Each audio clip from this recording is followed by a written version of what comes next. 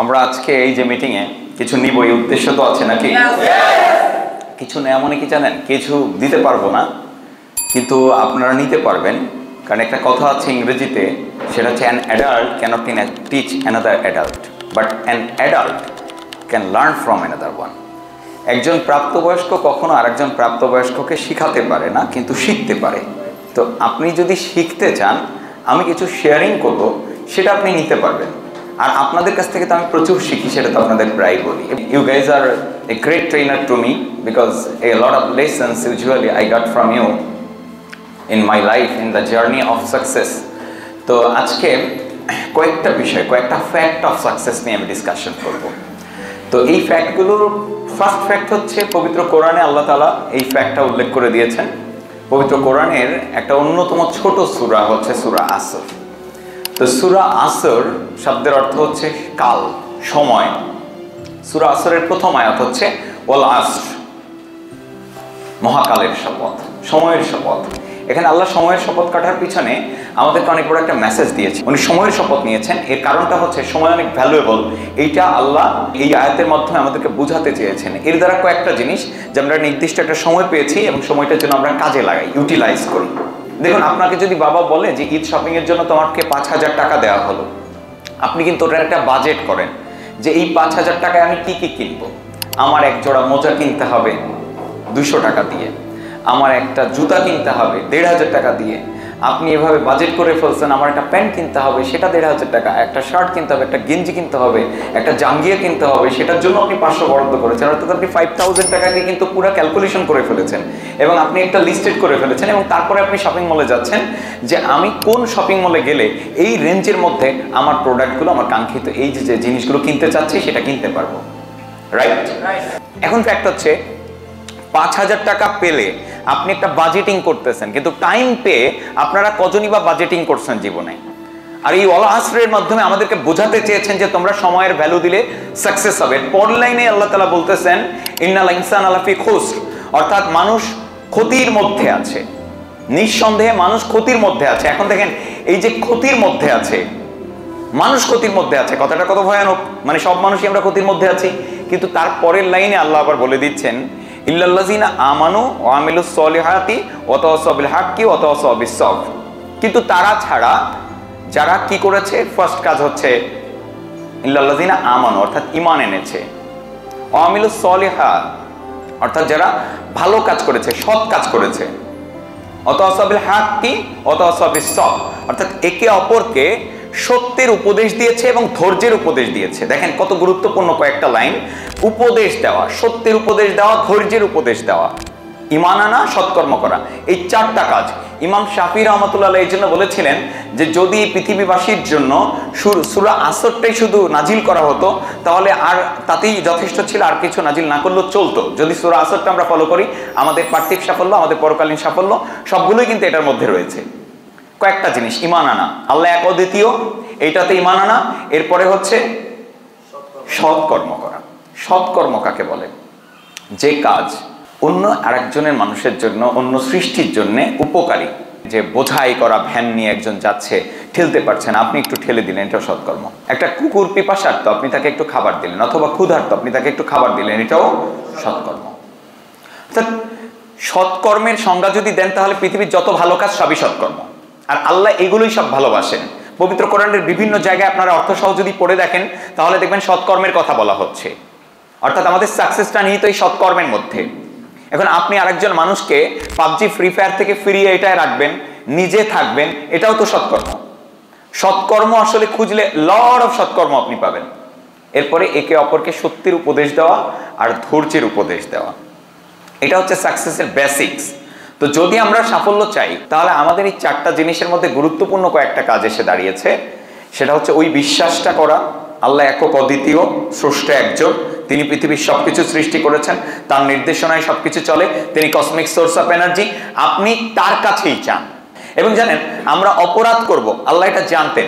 ফেরেশতারা অপরাধ করে না, যা কমান্ড দেওয়া আছে ওইটাই করতে থাকে, তাদের অপরাধ করার সুযোগ নেই। এখন আল্লাহর যদি শুধুমাত্র প্রশংসা শুনতে হতো, ইবাদত নিতে হতো, তাহলে উনি সব ফেরেশতা সৃষ্টি করতেন, মানুষ সৃষ্টি করতেন না।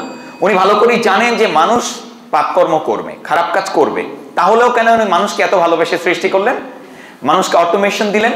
এর কারণ হচ্ছে এই ক্ষমতা, খারাপ করার ক্ষমতা, ভালো করার ক্ষমতা থাকা সত্ত্বেও কোন মানুষটা ভালো করে এটাই তিনি দেখতে চান। আর ওইটা করলেই আপনি হবেন সফল। আমরা একক অদ্বিতীয় সত্তার কাছে চাইব, আমাদের সকল সাফল্য কার কাছে চাইব? আল্লাহর কাছে। ভালো পার্টনার চান, আল্লাহর কাছে চান। আপনার টাকা দরকার, কার কাছে চাবেন?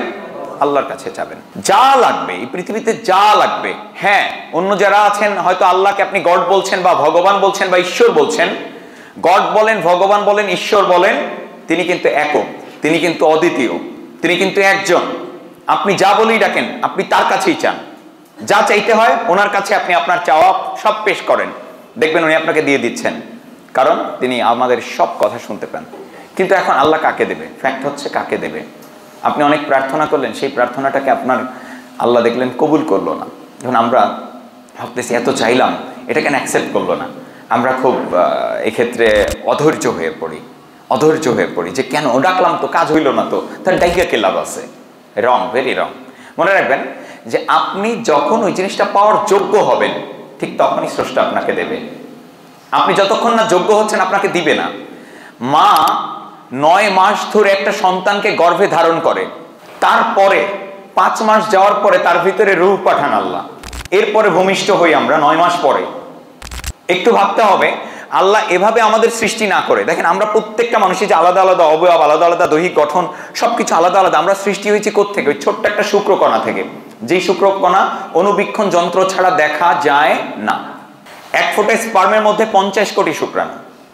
তো 50 কোটি শুক্রাণু থেকে আপনি একটা শুক্রাণু এই পৃথিবীতে এসেছেন, ওই একটা শুক্রকণা।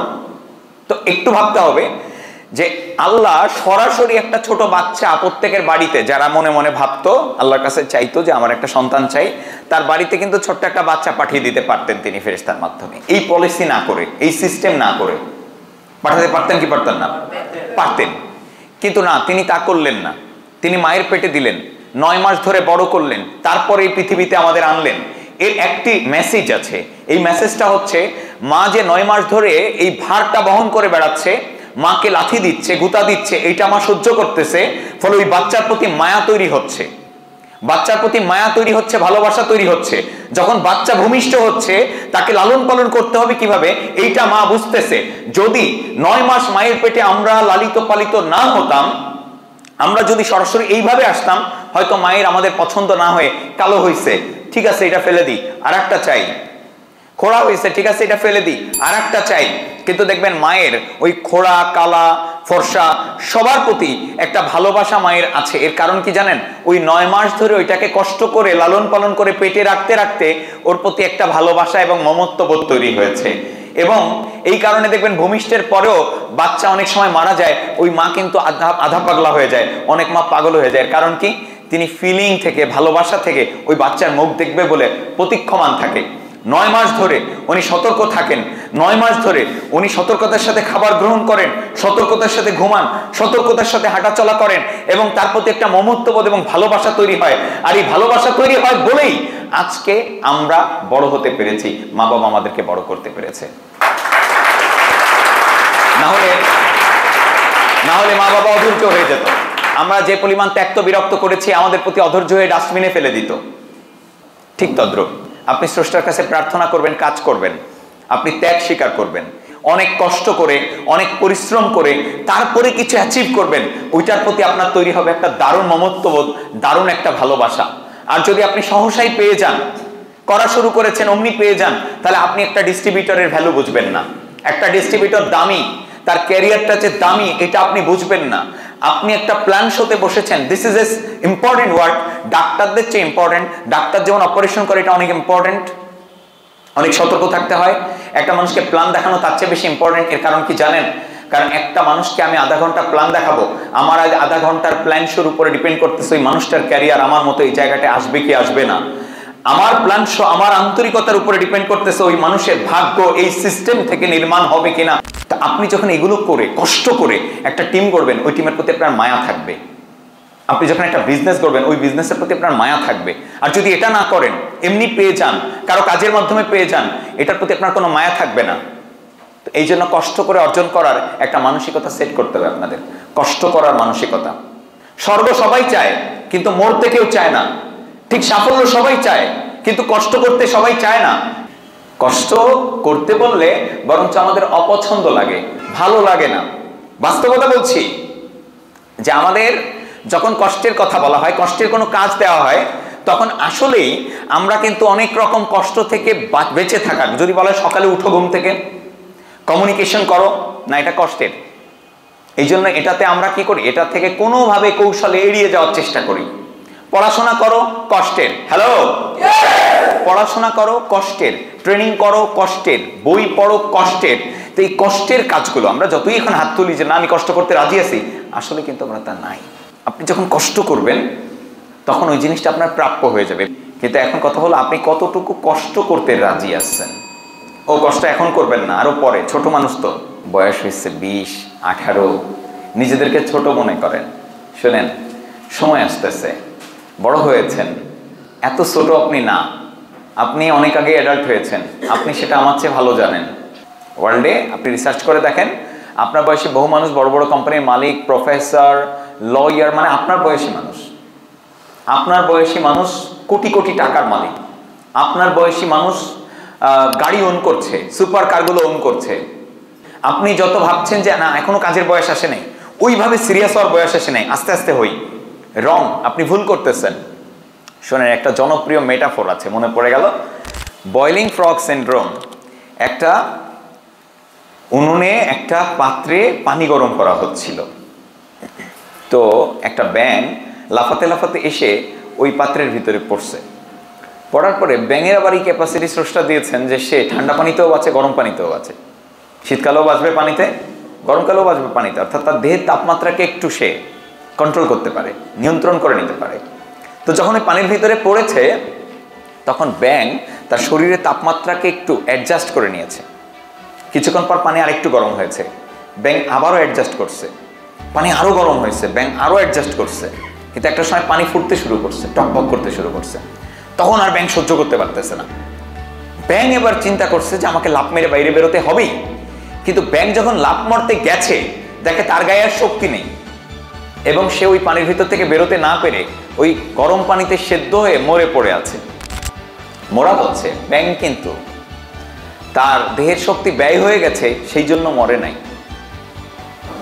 হ্যালো, ব্যাঙ তার দেহের শক্তি ব্যয় হয়ে গেছে সব, এই জন্য মরে নাই। ব্যাঙ মূলত মরেছে, সে সঠিক সময়ে সঠিক সিদ্ধান্তটি নিতে পারে নাই। সঠিক সময়ে সঠিক সিদ্ধান্ত, এই যে এখন কাজ করার বয়স, আরে পরিশ্রম করার বয়সই তো এখন। মানে এই যে এক ধ্যানে এক মনে কাজ করার বয়সটা কিন্তু এখন, যেটা আমি করেছি এক ধ্যানে এক মনে। আমার রাত নেই দিন নেই, বাহ কত দারুণ, আমার কারো ঝাড়ু খাওয়ার ভয় নাই। আমি যখন যাব তখন আমার দিন, আমি যখন থেকে দিন শুরু করব তখন আমার দিন, আর যখন আমি রাত মনে করব তখন আমার রাত। এর চেয়ে স্বাধীন লাইফ কিন্তু আর হবে না। আপনারা সময় এখন কিছু করার সময়। আমি কি বুঝাইতে পারছি না পারি নাই? কখন করবেন? বউ হওয়ার পরে, বাচ্চা হওয়ার পরে। বউয়ের ঝাড়ু খেতে খেতে জীবন শেষ। সকালে একবার বিকালে একবার, সবসময় খালি খোঁচা মারা কথা শুনবেন, বিপদ আছে কপালে অনেক। হ্যাঁ, 3 দিন পর পর বায়না করবে যে আজকে একটু আবহাওয়াটা সুন্দর, এই ঘুরতে নিয়ে চলো না, ঝামেলা আজকে একটু বাইরে খাবো। হ্যাঁ, আজকে কিন্তু রান্না বান্না করতেছেন, আজকে বাইরে খাবো। মানে অনেক ঝামেলা আছে ভাই, আপনারা বুঝতেছেন না। আপনারা যে সময়টাতে আছেন আপনার জীবনের গোল্ডেন টাইম, স্বর্ণালী সময়। কিছু করলে এখন করতে হবে। কে কে মনে করতেছেন যে আপনি বড় হয়ে গেছেন এবং এখনই আপনার সাফল্যের জন্য যাত্রা শুরু করা দরকার? Very good. এই সবাই মনে করতেছেন, তাই না? যে নিজেকে ছোট মনে করেন এবং মনে করেন না আমার তো এখনো বয়স হয় নাই, তারা একটা কাজ করেন। তারা আর কি করবেন, আজকে দেখবেন যে আপনার ডানো দুধ আছে কিনা মার্কেটে, সেটা কিনবেন। একটা বিগ সাইজের ফ্যামিলি প্যাকেজের ফিডার কিনবেন। হ্যাঁ, এইটা নিয়ে বাসায় গিয়ে আপনারা খেতে শুরু করেন। কারণ যত ছোট আপনি মনে করেন তত ছোট না ভাই। আপনি প্রেম বুঝেছেন অনেক আগে, ভালোবাসা বুঝেছেন অনেক আগে। আপনার জীবনে প্রেম আসছে আপনি 7-6 পড়াকালীন সময়ে, যখন আপনার বয়স 11-12। তো প্রেম আসলো থেকে যদি এতই আপনি অবুঝ হন? হ্যাঁ, শুনেন, আজকাল অনেক স্কুলের বাচ্চা, 8 আর 9 এর বাচ্চাদেরকেও আমি দেখি যে লুকিয়ে লুকিয়ে বিড়ি খাচ্ছে। আরো যে কত কি এরা করে এ তো আপনারা কাছাকাছি গিয়ে আমি এখন বলতে পারতেছি না, বললে সেটা ভাইরাল হয়ে যাবে আর কি, যেহেতু রেকর্ড হচ্ছে, এগুলো আমি বলতে পারছি না। But this is the truth, this is the truth, যে আমরা অনেক আগেই বড় হয়েছি, ঠিক আছে? তো ছোট আর মনে করার সুযোগ নাই, এখনই আপনার জীবনের জন্য সর্বোচ্চ। আপনি যদি ভাবেন না আমার সংসারের চাপ আসে নাই, ফ্যামিলির চাপ আসে নাই, পরে করব, বড় হয়ে নি, বিয়ে শাদী করি, বয়স 30 পার করি তারপরে করব, একদমই ভুল। আপনি এখন যদি করেন 30 পার করলে আপনার বউকে টাইম দেওয়ার অনেক টাইম থাকবে, আপনার বাচ্চাকে টাইম দেওয়ার অনেক টাইম থাকবে। আপনি আর্লি রিটায়ার করবেন, এবং আর্লি রিটায়ার করে আপনি সেই সময় আপনার বউ বাচ্চাকেই দিনের অর্ধেক সময় টাইম দিলেও কেউ আপনাকে ঠেকাবে না, মাসের অর্ধেকটা টাইম তাদের সাথে ঘুরে বেড়ালে কেউ আপনাকে ঠেকাবে না। আপনার হাইয়েস্ট ওয়ার্ক এথিক্স, মানে যতটা আপনি দিতে পারেন একটা দিনে, এর চেয়ে বেশি আর দেওয়া যায় না।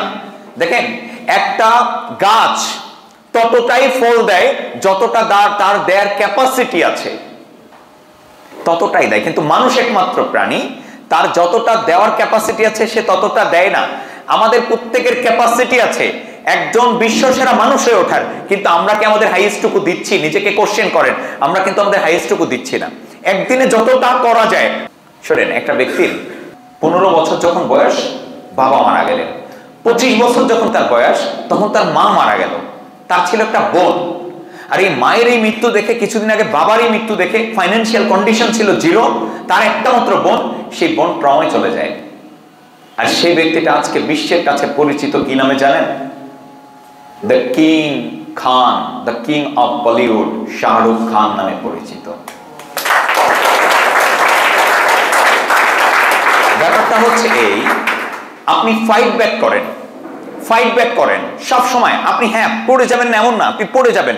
পৃথিবীর সকল পেশায় টেম্পোরারি হার্ড ডিস্ক থাকবে, সকল পেশায় টেম্পোরারি হার্ড টাইম আসবে, কঠিন সময় আসবে। সকল পেশা, পৃথিবীর এমন কোনো পেশা নাই যেখানে হার্ড টাইম আসবে না। আপনার এই পেশাটাতেও হার্ড টাইম আসবে, আপনি সুন্দর সময় পার করবেন, আবার হার্ড টাইম আসবে, কঠিন মনে হবে, কিন্তু মনে রাখবেন এই কঠিন সময়টা টেম্পোরারি। প্রত্যেকের কঠিন সময়টা হচ্ছে টেম্পোরারি। এই টেম্পোরারি সময়ে কখনো কুইট করবেন না। আপনি কি করবেন জানেন? প্ল্যান করবেন, থিঙ্কিং করবেন, অ্যানালাইসিস করবেন, আপনার কি ভুল আছে খুঁজে বের করবেন। আপনার দুইটা রাস্তা, হার্ড টাইম যখন আসবে তখন দুইটা রাস্তা আছে। এক, আপনি কুইট করতে পারেন, দুই, আপনি ধৈর্য ধরতে পারেন। ধৈর্য আপনাকে বড় বানাবে। এক হচ্ছে কুইট করা, আপনি রাস্তায় ছেড়ে দিলেন, তো আপনি সব শেষ, আপনার সব শেষ করে দিলেন। আর একটা হচ্ছে আপনি প্যাশেন্স হলেন, ধৈর্য ধরলেন, প্ল্যান করলেন, ভুলগুলো খুঁজে বের করলেন, লিখলেন, নতুন উদ্যমে আবার ঝাঁপিয়ে পড়লেন, আপনি ফাইনালি গন্তব্যের দিকে এগিয়ে গেলেন। আমি একজনের কথা বলি, ইনি বায়োলজি টিচার ছিলেন ইউএসএতে। তো উনি স্বপ্ন দেখতেন ওই সময় যে স্পোর্টস জগতে কিছু একটা করবেন, এবং আস্তে আস্তে তিনি হলেন কি ক্রীড়া শিক্ষক, স্কুলের ক্রীড়া শিক্ষক, স্পোর্টস টিচার। এরপরে মানে বায়োলজি কিন্তু সুইচ করলেন, বায়োলজি থেকে চলে আসলেন স্পোর্টসে। এরপরে চলে গেলেন উনি কলেজ থেকে ইউনিভার্সিটিতে। তিনি এমন একজন ব্যক্তি যে 31 জন অলিম্পিক অ্যাথলিটকে উনি ট্রেন করেছেন, 51 জন অল আমেরিকান অ্যাথলেটকে ট্রেনিং করিয়েছেন, এবং 12 জন আমেরিকান রেকর্ড হোল্ডারকে উনি ট্রেনিং করিয়েছেন। এবং তারপরে উনি বুড়ো হয়ে গেলেন, কিন্তু রিসার্চ চালিয়ে গেলেন। তো উনি দেখলেন স্পোর্টসম্যানদের যে শুগুলো আছে এটা খুব ভারী। তো উনি তখন ভাবলেন যে আমি যদি এই শুয়ের ভারটাকে একটু হলেও কমাতে পারি, 200 গ্রাম হলেও কমাতে পারি, তাহলে কেমন হয়। উনি এটা নিয়ে রিসার্চ করতে শুরু করলেন, এবং তারপরে ইনভেনশনও করলেন। যে জুতা, যেই ফর্মুলা, উনি জুতা ফ্যাক্টরিগুলোতে ঘুরলেন, বিভিন্ন ফ্যাক্টরিতে গিয়ে বললেন যে আমার কাছে এই আইডিয়াটা আছে, আসেন আমরা একসাথে কাজ করি। কেউ ওনার কথায় রাজি হলো না। কোনো উপায়ন্তর না পেয়ে বুড়ো বয়সে উনি একটা ম্যানুফ্যাকচারিং ফার্ম করলেন, জুতার ফ্যাক্টরি করলেন। এরপর ওনার ওখানেই জুতা বানানো শুরু করলেন। আর ওনার এই আগ্রহ দেখে একটা ব্যক্তি ওনার ওই ফ্যাক্টরি ভিজিট করতে আসলো। ভিজিট করার পরে দেখলো যে হ্যাঁ ওনার আইডিয়া ভালো, ওনার যে আয়োজন ছিল এবং ওনার যা কিছু অ্যাক্টিভিটি সব কিছু অনেক ভালো, এটা দিয়ে সত্যিকার অর্থে অ্যাথলিটদের অনেক উপকার করা সম্ভব। তো সেই ব্যক্তিটা ওনার সাথে একসাথে কাজ করার ডিসিশন দিলেন এবং তাকে বললেন যে চলেন আমরা তাহলে একসাথে কাজ করি। যে ব্যক্তিটা ওনার ফ্যাক্টরি ভিজিট করতে আসছিলেন ওই ব্যক্তিটার নাম ছিল ফিল নাইট, নাইকির প্রতিষ্ঠাতা ফিল নাইট। আর যে ব্যক্তিটা এই বায়োলজি টিচার ছিলেন ওনার নাম ছিল বিল বোরম্যান। এই বিল বোরম্যান এবং ফিল নাইট দুইজন মিলে তারপরে নতুন জার্নি শুরু করলেন, আর সেই জার্নিটা হচ্ছে নাইকি। আর নাইকি এখন সারা ওয়ার্ল্ডে বিজনেস করতেছে, অনেক টপ ব্র্যান্ড। এটা কি জানেন, ওই যে ওনার যে প্যাশন উনি ভোলেন নাই, রিজেক্টেড হয়েছেন কিন্তু প্যাশন ভোলেন নাই। আপনার যদি প্যাশন থাকে যে আমি বড় হব, আমি পাবলিক স্পিকিং জগতে যাব, মানুষের জীবনের উন্নতি করব, তো আপনার এই প্যাশনের পিছনে আপনি বছরের পর বছর দিয়ে দেন, কিন্তু কখনো হাল ছেড়েন না। Change the plan, never change the গোল। একটা প্ল্যানের জায়গায় 10টা প্ল্যান বানান, একটা প্ল্যান কাজ করছে না তো আরেকটা প্ল্যানে যান, বাট নেভার চেঞ্জ দ্য গোল। তো আমি আপনাদেরকে কয়েকটা ফ্যাক্ট কিন্তু বলেছি যে আপনাকে প্যাশনেট হতে হবে। এই ব্যবসাটা করতে আসছেন, হার্ড টাইম আসবে না তা না, অনেক হার্ড টাইম আসবে, আপনার নিজের কারণে আসুক আর যে কারণেই আসুক। জীবনে হার্ডিজ আসছে আর ওই সময় আপনি কুইট করেন, তো আপনি সারা জীবনের জন্য আপনার স্বপ্ন ভুলে অন্য রাস্তায় চলে গেলেন। আর যদি হার্ড টাইমটাতে আপনি ধৈর্য ধরেন, নিজের ভুল খুঁজে বের করেন, নতুন প্ল্যান করেন, নতুন আইডিয়া জেনারেট করেন এবং সামনে ফরওয়ার্ড করেন, তাহলে আপনি জীবনে সাফল্য অর্জন করতে পারবেন। তো আগে একটা প্যাশন চাই। 1500 লোকের উপরে একবার গবেষণা চালানো হয়েছিল, 1500 পিপল। আমেরিকাতে আজব গবেষণাটা করা হয়েছিল। 1500 লোককে জিজ্ঞেস করা হয়েছিল যে তোমরা যে কাজ করবা সেটা কি টাকার জন্য করবা নাকি প্যাশনের জন্য করবা। 1400 মানুষই বলেছিল যে আমি টাকার জন্য করব, আর 100 জন ব্যক্তি মাত্র বলেছিল যে আমি প্যাশনের জন্য করব।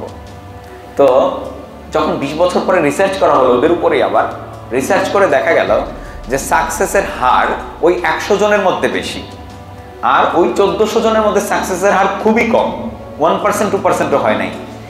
তারপরে তারা একটা গবেষণা রিপোর্ট প্রকাশ করেছে যে যদি কেউ কোনো কিছু প্যাশনেট হয়ে করে, ভালো লাগা থেকে করে, যেমন গার্লফ্রেন্ডকে আপনি টাইম দেন ভালো লাগা থেকে, 5 ঘন্টা কথা কন, এই জায়গায় তো আপনি টাকা খোঁজেন না। বন্ধুদের সাথে আড্ডা দেন 4-5 ঘন্টা, এখানে তো আপনি টাকা খোঁজেন না। কই আপনি আড্ডা দেওয়া বন্ধ করছেন কোনোদিন? আরে ধুর, ওদের সাথে আড্ডা দিয়ে আমার টাকা আরো খরচ হয়, টাকা আসে না, তো ওদের সাথে আর আড্ডা দিব না। আপনি কোনোদিন এটা করেন নাই। আপনার জীবনের 20 বছর পার করলেন, 25 বছর পার করলেন, আপনি ওদের সাথে আড্ডা দিয়েই যাচ্ছেন, কারণ আপনি মজা পান, ভাল লাগে। তো এই বিজনেসটাই যদি আপনার মজা তৈরি করতে পারেন, তাহলে মজা কি হবে জানেন? বিজনেসটা মজা তৈরি করলে টাকা আপনার কত আসলে আপনি এটা দেখবেন না, আপনি প্যাশন থেকে করবেন। যে কাজটা পারেন না ওটা শিখে নেবেন, আর প্যাশন থেকে করতে করতে করতে করতে টাকা আপনার এমনিই আসবে।